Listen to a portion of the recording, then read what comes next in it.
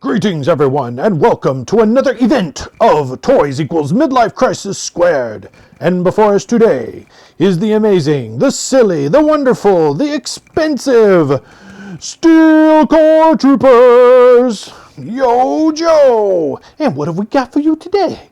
Well, let's just have a look-see, shall we? Look at this. Look, you get a lot of stuff. So much stuff, you don't even know where you're going to put it. Get so much stuff. And look at this. We get people flying around. Look at it. We can't even keep the focus there because it's all blurry. And look. We're making fun of the G.I.Joe opening animated movie. Except these suckers weren't even there. But here they are now. Isn't that nice of them? Well, that's fantastic. Let's look at other stuff. Ooh, look. The QR code battle stats. Look at this, look at this, look, it's number 1995 in the line. Look at that, we almost at 100, nice. And look at this, see, this is what I told you. Look at all that stuff. You got to put it somewhere before you lose it all. And look at this, look, you know how important this is? Shotgun shells on your shoulder. That's important. They're letting you know it's important because that's what this means. And look, you get this insignia. What does it even mean? It means Steel Corps, because it used to be in Steel Brigade, but they let their IP lapse, and someone else bought it up. So now they're making this up. Woohoo! Look at this armor stuff with like a sheath and a bomb that you can't even separate from the unit. That's fantastic. And more battle stats. Weep. All right, so where it boils down to.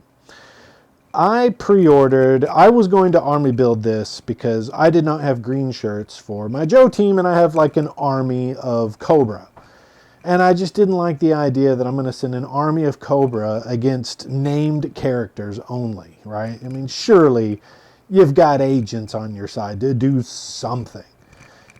So I pre-ordered 2, and everyone started getting theirs. I was like, well, I guess I'm going to have to wait because I ordered this on Pulse. You would think Hasbro, but no, they're going to wait. So they charged it to my account. They just haven't shipped it yet. Yay.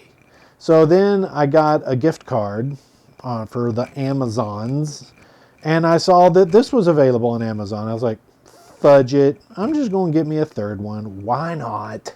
It's just, this particular one only cost me $6. So yay. Why not?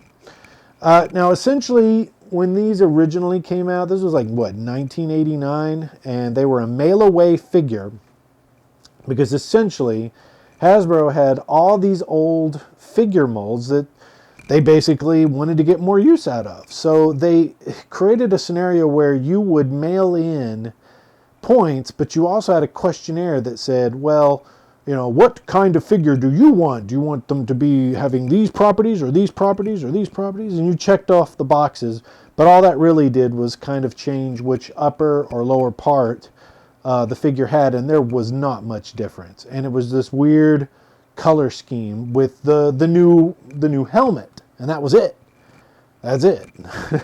And that was that. They were never carded, as far as I know. There was never a carded release of the O-Ring figures back in the day. There may or may not have been a re-release in like the 2000s when they kind of changed the buck style or whatever. I didn't get into collecting at that time. So that's pretty much the story behind these. This is quite literally the exact same thing, other than we didn't get the questionnaire and didn't have to mail in points. This is Hasbro saying, yeah, hey, you know what? Let's go back to like the first generation molds and just reuse the whole thing and add just a tiny bit of slightly new stuff. And so really this was them getting the more bang for their buck. So let's get them out of the package. Blast off! And they're out of the box, just like movie magic. All right. Now, I ain't gonna lie to you.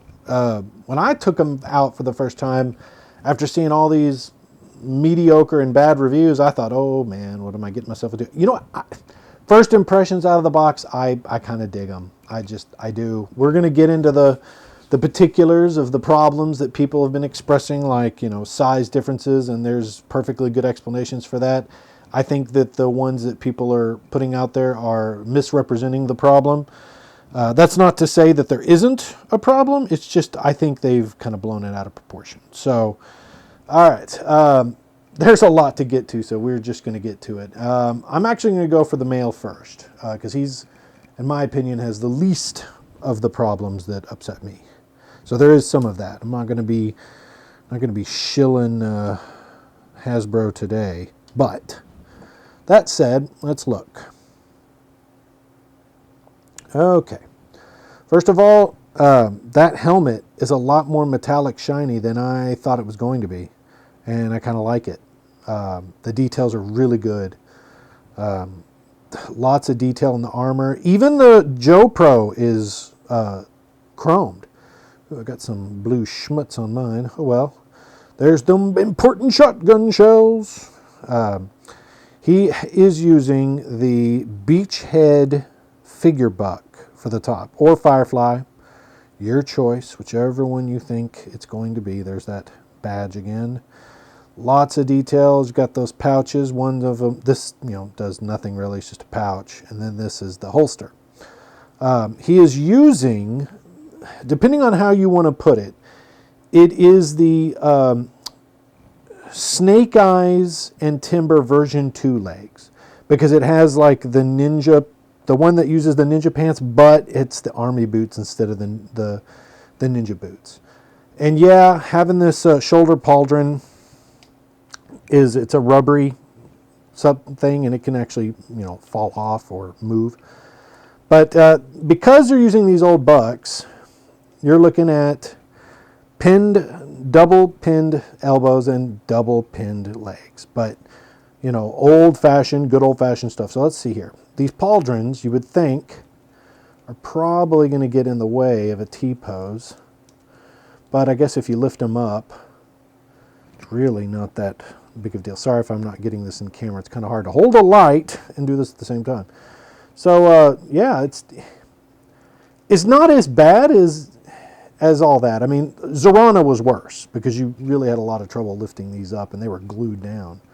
Yeah, and I think under certain conditions, it does look like the pauldrons make him look a little fatter, but I don't mind. I would do the articulation, but like I said, this stuff is old. You got the drop down, you got the, I would really more or less want to point it out if it was broken. I don't see this. I mean, it's a little gummy, but, and that's like, because what they're doing is they're using worse plastic for the joints. These are okay plastic, but these joints are even worse gummy plastic, so it gives the impression that their legs are gummy, but they're not really. So you basically, the only thing that's truly new are these pouches, the holster, the vest, and the pauldrons and the helmet. That's all new sculpt. Everything else is old sculpt. Now, that's him. Now the female, let's take a look.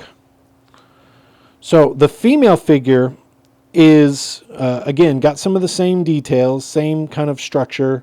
It still has the chrome accents, the Joe Pro. Different pauldrons, smaller pauldrons. No shotgun shells. Though the same side pack, but smaller. Same thing with this. But where she borrows, and this is where things get disappointing for me. The top half of her body is using the old Snake Eyes Origins movie buck for Scarlet. That's what she is. This is Scarlet's old buck, and it's not even, doesn't even move. Single jointed elbows that are not even, they seem to be frozen. Man, that I'm going to end up breaking it. I don't know what's going on there. They're stiff and they're not supposed to be. Anyway, single jointed nonsense, which that is the most disappointing thing with this whole set. I understand using old molds. There's two things that kind of curb my wrath. Technically, when they made the Steel Brigade back in the day, They even used straight arms when they already had the technology to not do straight arms because they were just going to reuse supremely old molds. So that's the kind of BS they're doing now. I mean, no one bought the Scarlets, so they're getting their use out of it, and it's just a horrendous single jointed figure. The bottom half is Lady J, and we've seen this reused on CoverGirl. We're going to see it reused all over the place, and there is only one facet about it I can't stand, and that's the hip structure. It creates these huge gaps, and that makes the legs kind of loosey-goosey. Even if you were to cram the legs up there to try to make them fit, you're still going to get these gaps in the hips. And that, for me, ruins the femininity of the character a little bit. But you know what? It's okay. I'll live with it. I'll deal with it. So yeah, a lot of reuse there. Now, as far as head movement, they've got a lot of loosey-goosey head movement, really. Kind of amazing when you think about it. But that's essentially it. I mean, I'll give you another go-see with all the details. I mean, visually, it's impressive. I mean, it really is. And I love those little clips in the back. Those are just a really cool idea. I mean, I got to give it to the GIJOE team. They definitely tried to design something unique out of something extraordinarily old. So I'll give them that. Now you get two of these jump packs, and believe it or not, they're a lot heavier than I expected them to be. I thought they'd be like hollow, but I mean, these are like some of those big, thick those big, thick backpacks that you get, or used to get. Kind of a simplistic design, most definitely a callback to the original version that came out. And I'm pretty sure that JPU 18G-P is probably some throwback to something that I'm unfamiliar with. I'm sure someone in the comments will tell me, dude, it's XYZ. And, I'll be like, oh, I guess I'm stupid. Yeah, you are. Okay, fine. Like it matters. All right. Now these guns are 100% reuse from the Viper 3-pack. These were the guns they gave the Vipers. They're just, this time they're painted green. And not as rubbery. So there is that. And they all come with a magazine, and these magazines are identical. So you're just going to put them in as needed. Then you get the more rifle. This one's a little warpage. So this rifle gets its magazine. And then you get the big honker. This is the big one. A big old gun with the grenade launcher. I kind of dig it, but I'm not going to lie. I sort of think that Hasbro, when they made these, were thinking of Valaverse, because Valaverse kind of made these weapons first. Anyway, same clip or same magazine goes in there. Hooray. Now, you do get a suppressor or silencer, and this can go on any one of the guns, no matter what you want to do. It's a choose your own adventure style gun. You could have it there if you want. A lot of people might choose to put it on this since it has the longest scope, so it makes it more of a sniper rifle situation. Or, you can put it here and have it be a short, kind of a suppressor kind of gun that shoots things. Doesn't matter. Just choose your own adventure, man. And then you get two of the world's worst hand pistol that they have ever made. Now, if I'm not mistaken, and I'll know when I get it, I believe the Baroness, when she comes with these in the Crimson Strike Force, they at least had the foresight to put a peg sticking out so you can put a suppressor or at least something on it, whereas these are useless. Then you get two Canifes, two knives. Paint apps on it pretty good. It's a basic survival Bowie knife style. Actually, with that kind of handle, it's old school military. So I kind of dig it. Then you get blast effects of all sorts. You get 4 of these. And these obviously were meant to go, in here to go kaboom. But I often was wondering to myself, it's like, you know what? Are these maybe too big? Or would they fit? So you know what? If you wanted to, they're blast effects for the guns too. Boom. Choose your own adventure. Don't have to use what they claim you have to use. Oh, shit. Look at that. I just took the peg out of this thing. Woo, yeah, we're having some fun tonight. All right. I guess those are not molded in. They're pegged in. That's kind of interesting. Did not realize that. You also get one of these relay shots. Kind of cool. I don't use them. You get 2 of the limp dick blasters that are always just kind of warped. This time just all in red. No paint app. It's kind of weird. They come in all different forms. Then you're going to kind of get the poof one, kind of like short burst with smoke and the paint app. You get the spray shot, all in red, no paint app. You get the X kind of expulsion, no paint app. You get this weird wheel of death, one with a paint app. And you get just smoker. This would be really cool if it was like on the end of a cigarette or something that somebody was smoking. But it's kind of cool. So you get one of these. And you get this other weird blast effect, this blast off effect. No paint app. Oh no, I'm sorry, that is not it. You get this helmet. Now, I'm going to tell you something that no other reviewer has said, but I am so terribly sorry to tell you because it reminds me of just one thing. I know people say Halo, but buddy, I say it's Doom. It's the Doom guy's helmet. I could totally hear the music now. Can't you?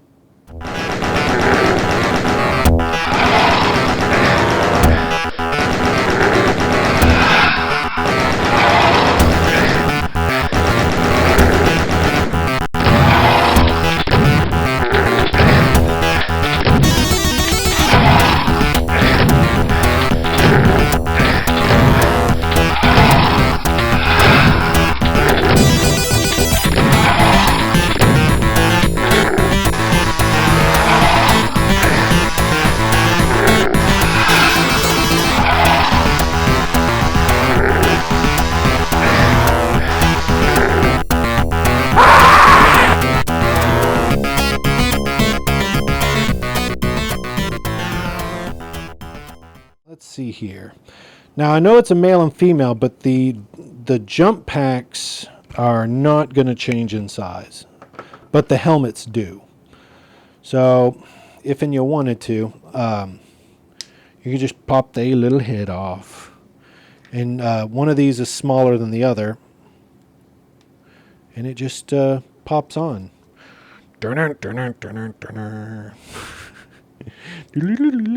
Sorry.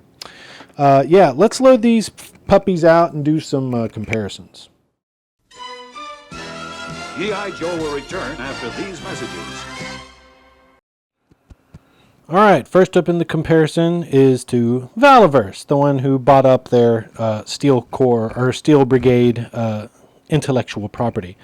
Now, in case anyone cares or wants to understand this process, essentially, when you create a trademark and you submit that trademark, believe it or not, it's only a trademark for something like 20 years. I think it is 20, 30 years, something like that. And at the end of it, if you don't renew it, it becomes available in public. So at the time, Hasbro was not planning on making Steel Brigade figures. So they didn't bother to renew their own trademark and just let it slip. And when Bobby Valla successfully created Action Force from Valaverse, he went sifting through available IPs, and that's actually how he got Action Force. Action Force was the name of G.I. Joe in the UK. So he was able to snatch that up because it had lapsed, right? And therefore, the Steel Brigade was available because the Hasbro didn't update it, so he bought it up. There's nothing illegal. There's nothing wrong with it. There's nothing nefarious. It's just like, hey, you let it, you lose it. Jesus Christ, you let it lapse, you lose it. There you go. Boom, shakalaka. So, looking at the size comparison, this is once again an unfair height comparison because Valaverse figures are slightly taller than all Joe figures just in and of itself. So the female Steel Brigade figure is obviously almost a head taller, but only just half a head taller than the male version.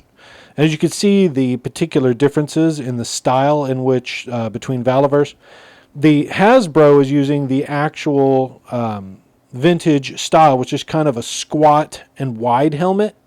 Because in my experience, it seems to me anyway, that human heads would have a hard time fitting into this shell. But that's just me. That's the only other complaint. These helmets should have been a little larger. I can't say for sure why they went this route, but they did. In some respects, I do appreciate the Valiverse version a little better because of the proportions are better. That's just me. The proportions are a little better, though I'm not going to lie, I do kind of dig this more beefed up design. Like, I would have liked to have seen shoulder pauldrons on these guys. Just, I like the shoulder pauldrons. Call me stupid or whatever, but I like it. All right, let's move on to some height comparisons. Now, back to G.I. Joe. Okay, now what we're looking at this time is we have actual Beachhead and actual Lady J. And they are considered the average height, the regular height of all G.I. Joe classifieds. So yes, the steel core are slightly smaller, slightly shorter, just slightly, a hair shorter. If I took off her hair and I took off his hat, they'd probably be right? So I don't see them as necessarily being shorter per se. It's just a perception. Now here's the other thing, and this is just my opinion, right? And this is not Hasbro shilling. This is just logistical thought, discernment of stripping down what I think is obvious. Now, these steel core characters are not named characters, right? You want your named important characters to be larger than life. You want your non-essential characters to be somewhat smaller in stature, right? So, yeah, why should the grunts be smaller than the named character? I mean, larger than the named characters. Don't you think that would be weird? It's like, oh, this is Mighty Beachhead, but this guy who's smaller in stature is taller than he is? Nah. I'm okay with it. I'm okay with them being shorter. They're just grunts. So they're like pawns, right? Even on a chessboard, the main pieces are bigger than the pawns. It's just my own personal opinion. You could do with it what you will, and I'm sure most of them would choose to take that opinion of mine and put it into the toilet in el flusho, and that's perfectly fine. You are welcome to do so. I encourage you to flush my opinion down the toilet. However, there is one little testicle that I would like to make here, and that is that nobody has compared the height by switching helmets. One moment. G.I. Joe will return after these messages. All right, we did a little bit of a switcheroo, and slightly shocking, there's not much in the way of a difference. I think maybe they didn't really gain a whole hell of a lot in height. So it's just going to be the depth of the peg unit, or the hole in the inside of the helmet is, it's just going to be too recessed. Does that make sense? It's going to be too recessed. And I think that's because, one moment.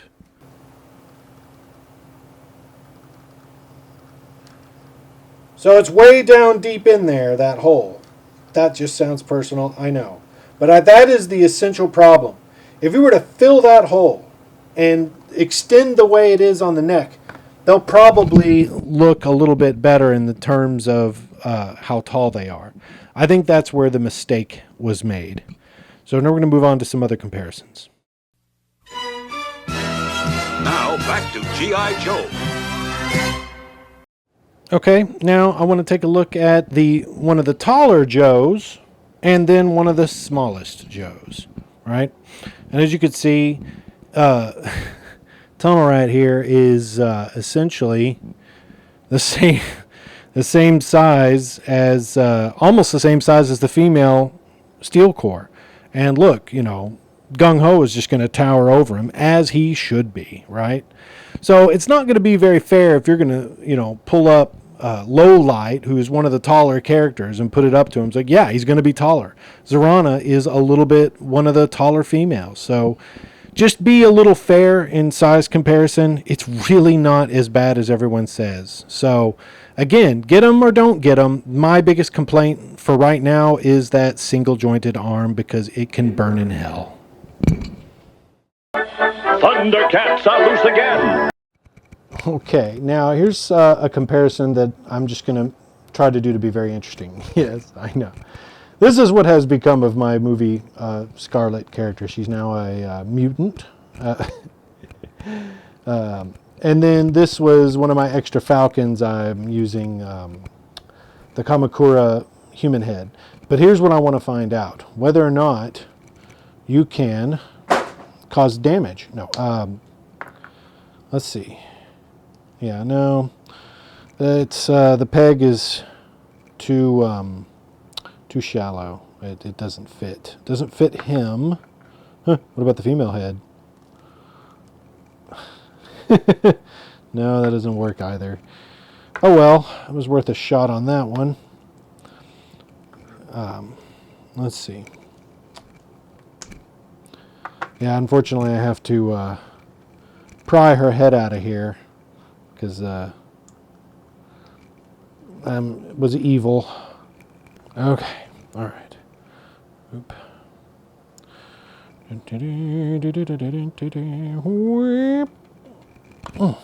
Okay. So, if you do have movie Scarlet, it fits her head, because of course it does. Because remember, the top of her, the top part of the buck is this figure. So as a result, it's going to come with the same peg unit. So it definitely fits, no problem. Which also means, conversely,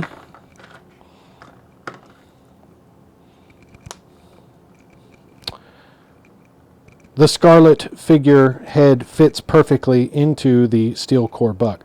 And interestingly enough, you might notice, she does not look out of proportion, now does she?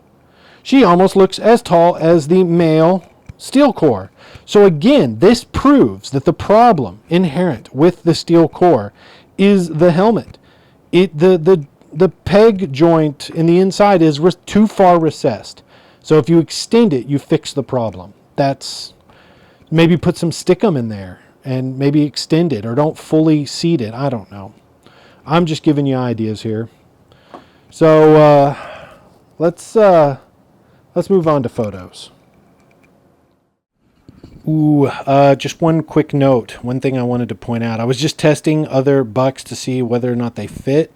And, you know, again, working with the theory that if you use the same buck top, it presents the same neck peg. That means if you have Commando Snake Eyes with Timber, that's the same peg as Beachhead. So Beachhead and this version of Snake Eyes will fit the steel core helmets. Just saying. On with the show.